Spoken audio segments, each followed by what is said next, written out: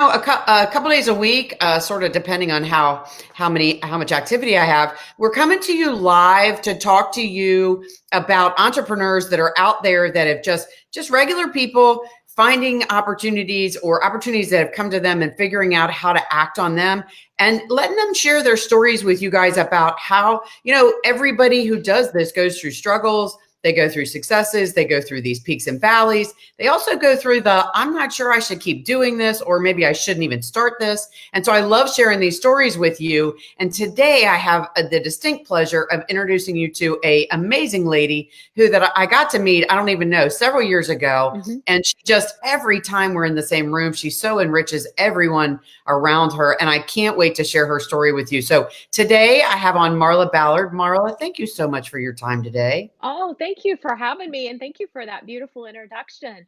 I want to thank Connie. We met almost maybe even close to 5 years ago. It seems like now. Yeah, I'm not It's been even sure. amazing. I went back to look and I couldn't figure out exactly how to categorize, but Hmm. it's just been a very interesting and a wonderful ride. So Yeah, yeah, I really appreciate our friendship very me much. too. Thank you. So, guys, I wanted to share Marla with you for a lot of reasons, but one in particular is because Marla has the epitome of pivoting through challenges. Marla has found she does it with such positive energy. It just is infectious. It's so exciting because when you think you can't do it, all you need to do is turn to Marla and say, how did you do it? Because I'm just not sure I can do this. And she does it, and she's always on the top of her game, and she's always energized. And it just is so refreshing. So, Marla, tell Thank us a you. little bit about your story. Tell us a little bit about you. Where did you come from? What have you done throughout your career? Some of those things that maybe you did have to learn to pivot through a little bit. And what are you doing now? Okay. Well, I grew up in Kentucky, and we always laugh back home. The joke is you'll know somebody's from Kentucky because they'll tell you in the first 5 minutes of meeting you. So I always got to lead with that. My husband and I do live in Southern Maryland now, and we absolutely love this community. For us, it's kind of like being in Kentucky, only on the water. So it's amazing to be here. And I really had the good fortune that I really did grow up in family business. My father had a legal practice, and also we had a family farm. So he was we call him a lawyer farmer. And, my mom and my uncle had an antiques business together. And so I really grew up going to a lot of auctions and shopping and doing antique, riding around with them in the stroller when they were buying and to resell. And so from the age of 11, I really was working in the family business. I was either cleaning dad's office or helping my uncle at estate auctions at a very young age. And so I feel like to some degree they really gave me that beautiful entrepreneurial spirit and a lot of the desire to be able to be self-employed and to have a side business even if I did something more full time. And so from there, I actually love the farm. And my degree, believe it or not, is actually in animal science and equine science. So I kind of, so yeah, so a pretty hard pivot. And my first job right out of college was being the business manager for a small racehorse farm in Kentucky, a breeding operation. And I say small, we had about 250, 260 head of horses on that farm. In That by doesn't con- sound small. Yeah, Well, I don't know though. I guess if you're not from Kentucky or a horsing community, then maybe that's why. But to me, that doesn't seem small at all. yeah, exactly. Well, some of the bigger outfits there run 3, 4, 5,000 head of horses. Oh my So, goodness. so Okay. by some of those standards, yeah, it was a smaller operation. Absolutely loved it, and that's actually what I was doing when I met my husband. Wow. And Okay. so, and Chris was already active duty in the military, and one of the things I just love so much about him is he really had a calling to serve his country, and Hmm. I loved all the things I was doing. I was picking things that I like to do that excited me and basing work around that, right? Wow. So I hadn't really experienced having a true calling like he did. So it didn't take a lot of arm twisting to get me to leave Kentucky and marry him and go around the world with him. But with an army career, I found out pretty quickly at the level that I was doing that job in horses there's not a whole lot of places in the world you can go Right. that would need people with what I was doing. And the Army doesn't go to any of them. Of course. So we had to figure it out. Um, in 2005, he was actually over fighting in Mosul and was in a roadside bomb explosion in his Humvee and was very seriously injured. And Mm, so it took at that point about 6 weeks in the hospital and 26 surgeries to put him back together. mm, So, we were really figuring it out. They sent him to the DC area to work out of Fort Myer, which is where the infantry actually gets off the front line in the ceremonial unit mm. there with the old guard. And so, here I was now, this kid from Kentucky with an equine degree in the middle of this big urban area and just terrified, honestly. Like I had no clue. And so we actually got And not started. to mention a personal life that's kind of in an upheaval at the same time. Oh, been a wild ride. And so I actually got introduced to and got started in a network marketing company selling vitamins primarily to doctors' offices. Wow. And Okay. and we actually did that at a very high level. We were consistently a top 20 or 40 worldwide producer for that company for a number Mhm. of years, for about 7, 8 years. And Nice. so that was something that I'm so grateful for the experience. I learned so much about businesses and marketing, and I developed a lot of people skills. Right. Right. I worked with animals because I didn't particularly perceive myself at that point in life to be skilled with people. so Right. Okay. so and just had phenomenal mentors in the owners of the company and the leadership that we worked with there. So it was amazing.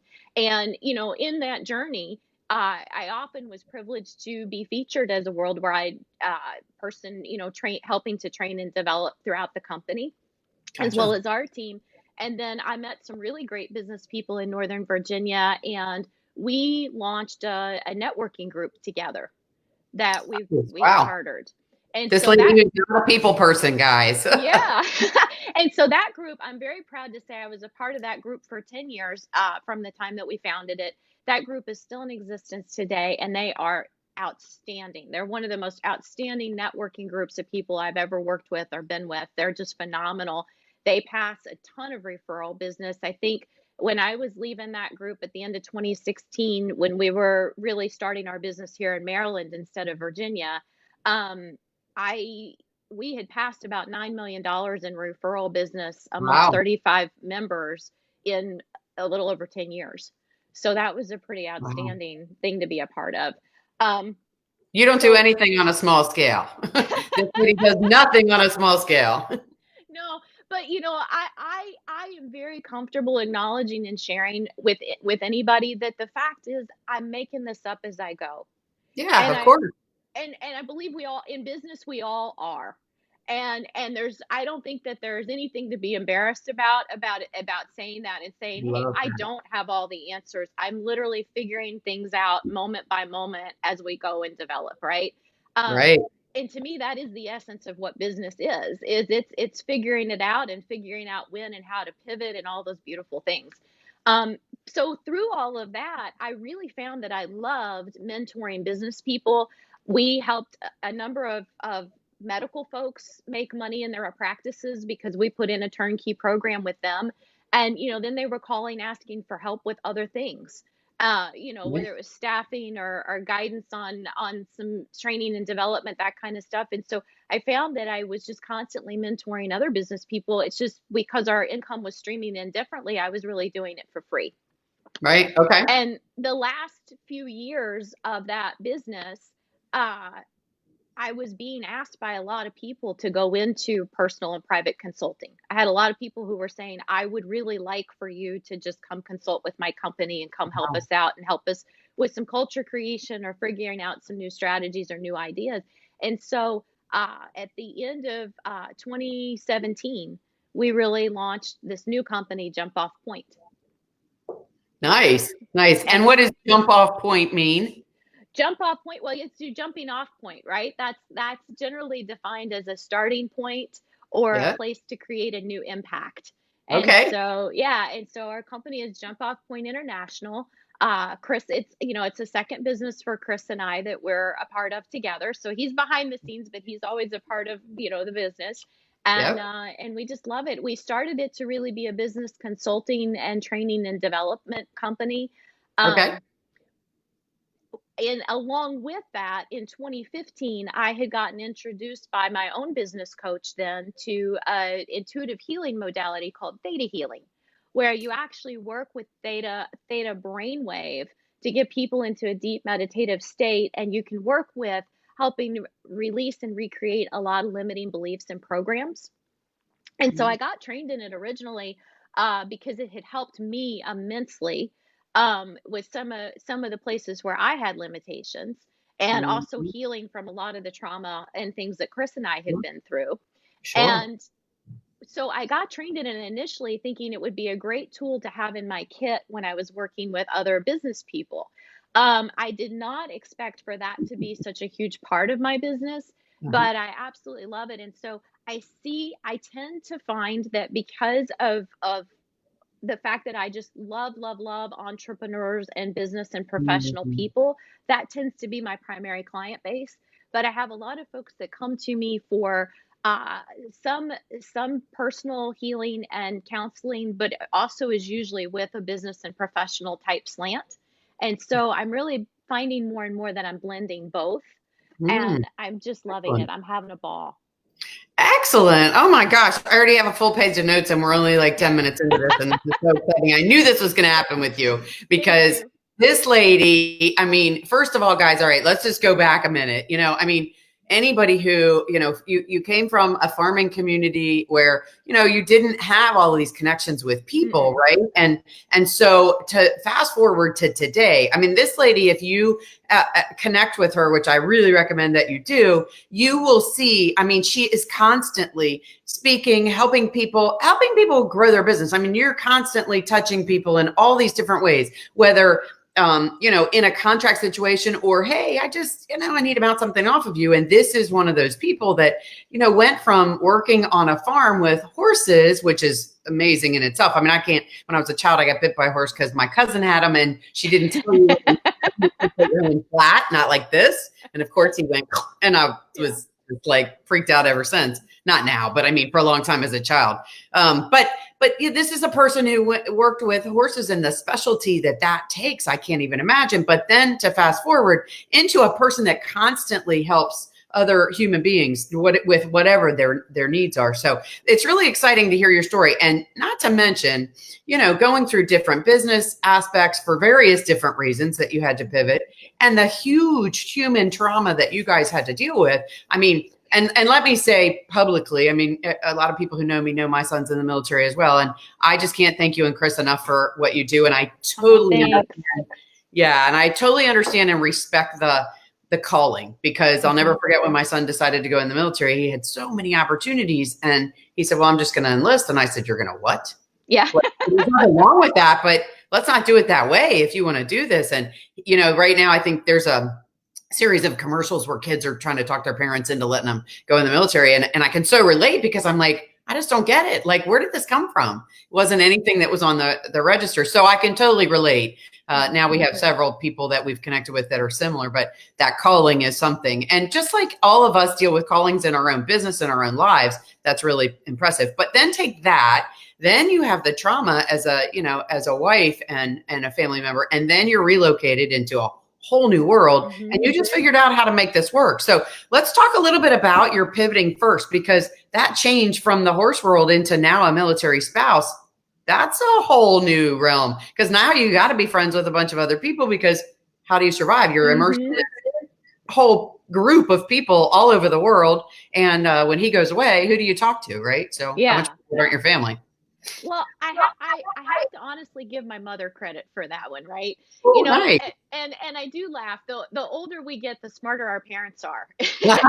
True story. True Isn't that the truth? story. But the one thing that my mom particularly, and my dad was always in service to the community, right? He was Mhm. always doing so many things. He was a juvenile judge at one point and always doing all kinds of things for mental wellness and children's programs growing up. Um, and so I give both of them so much credit, but they constantly had people in our home. They were constantly hosting groups, hosting church groups. And my mother, it just naturally is one of the most loving and inclusive people. And Nice. she was all about, hey, we do business with our people in our community. Hmm. She was very focused on, we you want to take care of everybody, you make connections, you make friendship. And she always did it by inviting people into our home Nice. in a really So beautiful way. that's fantastic, and Yeah. clearly you carry that succession on, because that's exactly how you share yourself with everybody else, being Hmm. someone who's known you, for a couple of years.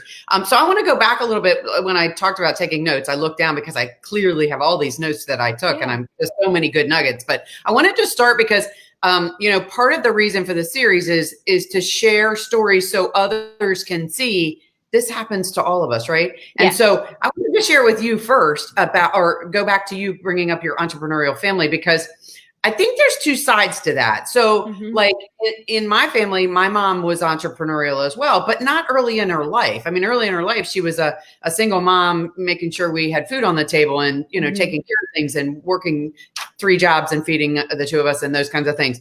And so, but then later in her life, she became entrepreneurial, and that's where I learned. So that's really interesting to hear that. I love that you brought that up, because not everybody comes from there, but I Hmm. think it's an interesting piece, because I think it makes us a little more secure in that jump off point. Yeah, definitely. Definitely. I Yeah. agree. So give us so then you went into network marketing, which I love to talk about, because Hmm. proponent or opponent, I don't care. What I like about this, I don't care about the audience's thoughts about that, only because I feel like people who find this find exactly what you said. You went from being a farmer, excuse me, a person that dealt with horses on a farm, to you obtained all these business skills, and it was Hmm. just through that business without having to go take $1,000 courses. So talk to us a little bit more about Yeah. that. How you grew as a entrepreneur. Well, it was really a big growth. I mean, no joke. I think of myself starting, and I got really lucky. That company did business with a lot of integrity at a really high level. And like I said, we Mhm, primarily marketed a turnkey program to doctors.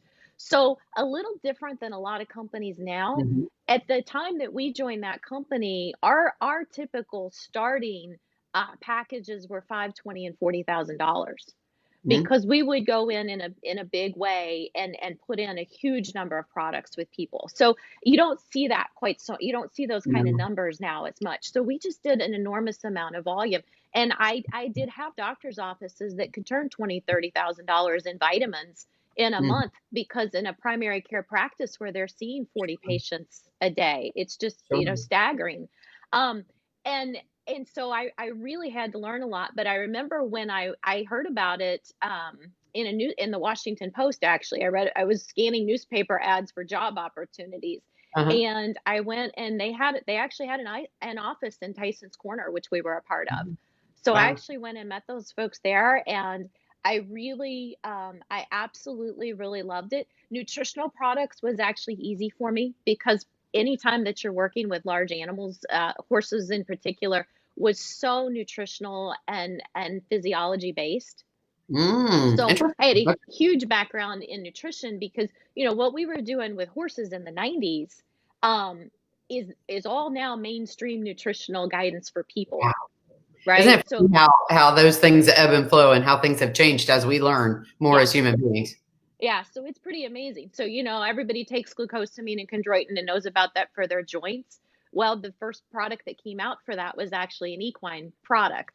Wow. Probiotics are huge now. We always gave horses probiotics. And I remember the old barn hands would say that, when they dipped their finger in that powder, it made their belly feel better. So Wow. Yeah, cause and effect there for sure. yeah, Wow. exactly. So Pretty nutritional products was easy for me because I did actually have a strong background in that, and I enjoyed it, and I'd always studied animal nutrition and animal science. So that was good. an easy transition for me.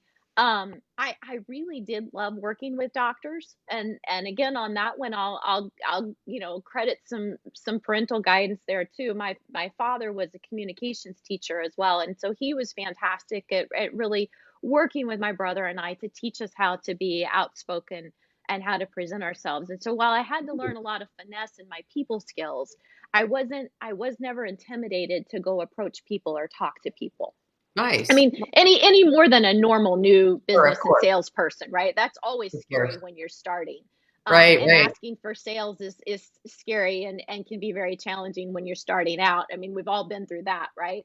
But right, right. Absolutely. Yeah, but yeah. it Oh, it was that's comfortable interesting. for me, and it was comfortable for me to go in and educate them and do all those things. So I Nice. really love doing that. Nice.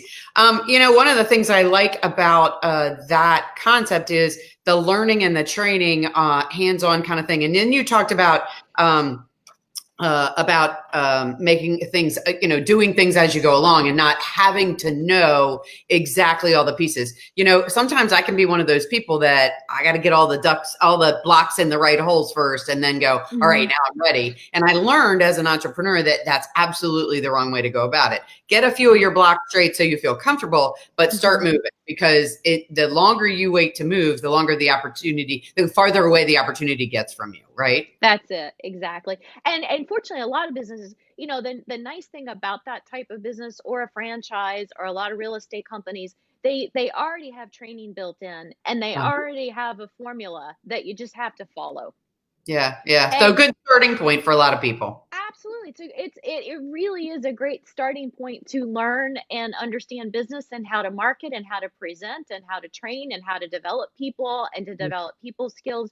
There's so many industries that you can be an independent business owner and entrepreneur, but work within that type of a framework where Right. you're already given a manual and a kit and kind of a guidelines. And Yeah, so yeah. Successful so guideline, right. absolutely. And so I find that a lot of people that then go out and kind of invent their own business often Right. do start out and cut their teeth in something like that first because it is a great place to learn and train and develop and grow. And Yeah, yeah, we for just had sure. amazing mentors too. And then you take that into, all right, I'm going to start my own business because what happened was you had a lot of people who said, look, I really want you to train me on what you're doing and how to do that. And I really want you to be the guide for our business. And you took those skills, but all those skills didn't make it a perfect match that you knew exactly what you're doing. So again, you're Mhm. going into a new area of now you're responsible for yourself and you and your husband and Mhm. your income. And so that can get a little scary too. So now you have to be, oh, I have to be in charge for myself. And talk a little bit about jumping from, not jumping, but I keep going to jump because of jump off point. So Mhm. a little bit about making that transition because now you've got to create sort of a manual of your own, a roadmap of your own, Mhm. and how maybe that might have been a little scary and how you overcame that. Okay, absolutely. I think some of it too is we have to realize that what we're thinking about is what we end up manifesting. And sometimes we maybe think we're not because it takes a little longer. But Mhm. I know one of the things when we had that nutritional products business, we did do a ton of advertising. We were part of a national ad campaign on Sirius satellite radio. Chris and I were running our own radio ads here Oh, locally okay. on Sports Talk 980 and WTOP. And so we were actually recruiting through a lot of high level advertising and marketing. And Okay. that was working with a lot of what we call cold market, right? People that are just coming off the street or are calling in on an ad that you've never met before. Okay. And and I knew other people in different types of businesses that were building their business 100% by word of mouth referral. And I will tell you, I really dreamed of that. Word of Because mouth referral is a little bit easier to turn into an actual because I mean it's somebody who know like and trust you. It's a really yes, important values. exactly. And so yeah, with any business, you do start out by taking it to the people that are known to you. And so we did have that, but it wasn't exclusively that. We couldn't generate enough numbers of Mm, people hmm. without doing advertising. And it really was a volume type of the sales. Sales businesses are a lot of volume type business, right?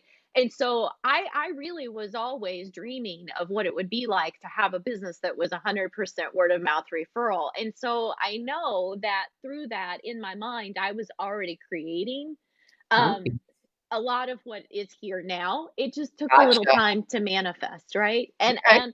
and I also really realized that my favorite part of that business, we had great products, we had amazing people. I loved working with the physicians. I loved working with all the people on our team. But what I loved the most really was the training and development and creating the culture. Nice, nice. So hence, when you saw the opportunity to do one-on-one or business coaching in these doctors' offices and then ultimately into other areas, it sort of seemed like a natural fit for you, a natural progression into Yeah, that because you were already absolutely. starting to do that anyway, and you saw that Mhm. as what you really like to do. Yeah. I really asked myself what really was the feeling that I was looking for to experience every day. And my first year I in this like business, that. I really realized that the deeper feeling I was looking for was really one of just feeling satisfied at the end of the day that I had contributed and helped people. And I was finding that when I helped someone in business have a new understanding or a new awareness or kind of an aha moment, or see their worthiness, or that they could be successful, that was the most, that for me was like, ah, there it is. And See, now you just led right into a question that I always ask is I want to know what's that thing that sets your hair on fire that, makes the hair on your arms just stand up that, mhm, oh, I love doing what I do because, and that's really cool. And I like what you said. What's the feeling that you're looking for every day? Because I think that's really important. I have this whole workbook that I have on my website about understanding your superpower. And for me, your superpower is like, what is that? What are you really good at that you absolutely love to share? mhm. Excuse me, this pollen. What is that thing that you love to share and it makes you just feel that, oh, the sun is on me and the life is fabulous kind of moment? What is Yeah. that? And how do you I get to it? So I love that term that you just, Sure. or that phrase that you just said. What are you looking for? What's that feeling you're looking for every day? Yeah, for me, it's really helping people prosper. That's awesome. And I have such a strong belief at this point that in business, that when we are successful and prosperous and profitable, then by extension, we're giving that back into the community. Yeah. We're helping our communities, we're helping all the clients that we serve, all the people in all the different realms of business, right? And so I really have this strong feeling that kind of we all rise together. And Yeah. so I want to see people in business succeed and be prosperous and profitable and have joy in their business and have fulfillment and bring in the dollars and the great clients, and so that's universal for me. I love seeing that in every type of business. Even for me, there are a lot of businesses that if you technically break it down, like when Suzanne was helping me with my marketing, she says, who are your competitors? And I kinda laughed and I'm like, I don't know that I have any because I'm just so clear that, there are a lot of people that were occupying maybe the same market dollars Mhm. space, but we're doing things differently, and I believe there's a lot of crossover. Yeah. And so, so even people that technically are my competitors, I also see opportunities to work with and help each other, and I really love that. So, I just Yeah. really love seeing people succeed. That's what gives me joy. That's fantastic. So tell us, just as we sort of try to wrap up, tell us in a little 10 words or less, when you meet somebody for the first time. I like to say when you get stuck in an elevator with four people, only because you can't Mhm. get out, you've got to do it. The way to get out is to share your story. So tell us in 10 words or less what Marla Ballard does for a living. I love working with business entrepreneurs and professional career people to help them be empowered and expand to grow prosperity within their business and their life. I love it. Marla, if somebody wants to Thank reach out you. after today, how can they find you? Yeah. They can find us at www.jumpoffpoint.net. And also, I'm very excited. I launched a Facebook group called Playing by a Different Set of Rules that's also for business people and professionals. And in that, I'm just doing complimentary training on the universal laws and virtues in business. Oh, neat. Started this a couple of weeks ago, and so that's been a lot of fun. So you can find me there as well. And if you're interested, would love to have folks asking to join that group. So you can find me both of those places at Jump Off Point International, www.jumpoffpoint.net, and then the Facebook group Playing by a Different Set of Rules. Would you do us one favor too? When we're all done, is in the comments below, just type those two so that anybody wants to find you, they can just click right on it. We're in a world of how we make it easy. I would be delighted to. Thank you. Well, Marla, I was going to say, do you have any kinds of programs, activities, something that's coming up that you want to share with everybody before we close? Sure, absolutely. I have some things on my website coming up. I do 2 sort of business meditation trainings a month where we do them every 2 weeks. We do one on the full moon because there's a lot of opportunity at that point to actually recreate things. A lot of people find their energies up, they're wanting to clean out closets and clear things. And then on the new moon, manifestation energy is high. So I do 2 big meditation workshops a month. Those are a great way for people to join, and that's been a lot of fun. I love doing those. And then, the Facebook group, there's all kinds of things. And then, of course, as we're coming back online out of this pandemic of being, here at home, I will be having back to more in-person workshops, speaking engagements, and classes on my website as well. Perfect. And so if somebody wants to get in one of those meditations, how do they find those? That is all on my website. Okay, excellent. Very good.